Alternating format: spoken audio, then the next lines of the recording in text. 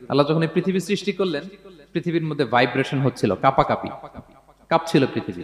আল্লাহ পৃথিবীর কাঁপাকাঁপি বন্ধ করার জন্য এই পেরেকের মতো পাহাড়গুলোকে পৃথিবীতে ঠুকে দিলেন, কাঁপাকাঁপি বন্ধ হয়ে গেল। এই দৃশ্য দেখে ফেরেশতারা বলে, ইয়া রাব, হাল মিন খালকিকা আশাদ্দু আলাল জিবাল। আল্লাহ, পাহাড়ের এত শক্তি, পৃথিবী কাঁপতেছিল, পাহাড় আপনি ঠুকে দিলেন, পৃথিবীর কাঁপাকাঁপি বন্ধ হয়ে গেল।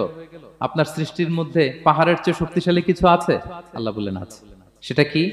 আল হাদিদ। আল্লাহ বললেন সেটা লোহা। কারণ লোহা দিয়ে পাহাড় কাটা যায়, ঠিক কিনা?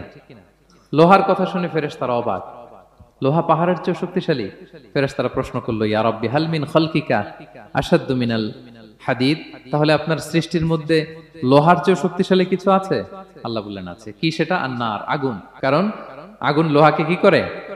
গলিয়ে ফেলে। ফেরেশতারা শুধু অবাকই হচ্ছে। ফেরেশতারা বলে, আগুনের চেয়ে শক্তিশালী কিছু আছে? আল্লাহ বলে আছে, আলমা, পানি। কারণ আগুনে দাউ দাউ করে জ্বলে ওঠা আগুনের মধ্যে পানি দিলে আগুন অস্তিত্ব হারায়। ফেরেশতারা শুধু অবাকই হচ্ছে। তারা বলে, তাহলে পানির চেয়ে শক্তিশালী কিছু আছে? আল্লাহ বলেন আছে। আর রিহ,